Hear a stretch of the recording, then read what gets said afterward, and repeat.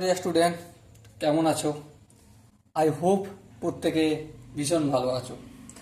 স্ক্রিনের ওপর লাভ ও ক্ষতি চ্যাপ্টার একটা কোশ্চেন দেখা যাচ্ছে, তাই না? এই কোশ্চেনটা আমরা মন দিয়ে বুঝবো, পড়বো, তারপর অঙ্কটা প্র্যাকটিস করব। ওকে? আর তার আগে চ্যানেলটা সাবস্ক্রাইব করে নেবো। তাহলে চলো সময় না করে প্রথমে পড়ে নিই কোশ্চেনটা কি বলেছে। একটি দ্রব্য এক্স টাকা ওয়াই পয়সায় ক্রয় করে ওয়াই টাকা এক্স পয়সা বিক্রি করলে তাতে জেড টাকা ক্ষতি হলে চারটে অপশন এর মধ্যে কোনটা সঠিক? ওকে, দেখো, দ্রব্যতার ক্রয় মূল্য কি বলছি? ক্রয় মূল্য মানে বাইং ক্রয় মূল্য লিখি। ক্রয় মূল্য কত টাকা? এক্স টাকা ওয়াই পয়সা। সো এই দুটোকে আমি পয়সায় কনভার্ট করে নেবো। টাকাটাকে পয়সায় করতে গেলে কি করতে হবে? 100 দিয়ে গুণ করতে হবে, প্লাস ওয়াইকে তো কোনো গুণ করার প্রয়োজন নেই, এত পয়সা। মানে 100কে এক্স দিয়ে গুণ করলে 100 এক্স প্লাস ওয়াই পয়সা। বিক্রি করছে কত টাকায়? বিক্রয় মূল্য কত? ওয়াই টাকা এক্স পয়সা।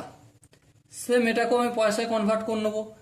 100 into y plus x, ultimate কি পাবো? 100 ওয়াই প্লাস এক্স পয়সা পাবো। ওকে, বেশ। এবার দেখো, ক্ষতি যেহেতু হয়েছে, ক্ষতি সমান সমান কি জানি?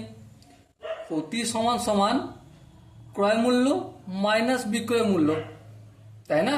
হ্যাঁ, তাহলে ক্রয় মূল্য কত? 100 এক্স প্লাস ওয়াই। বিক্রয় মূল্য কত? মাইনাস চিহ্ন দিলাম, 100 y minus x. So ultimate কি পেলাম? দেখো, এটা এই দুটোকে দেখো, ভেবে দেখো কত হবে? 99 এক্স হবে। আর এই দুটোকে কি হবে?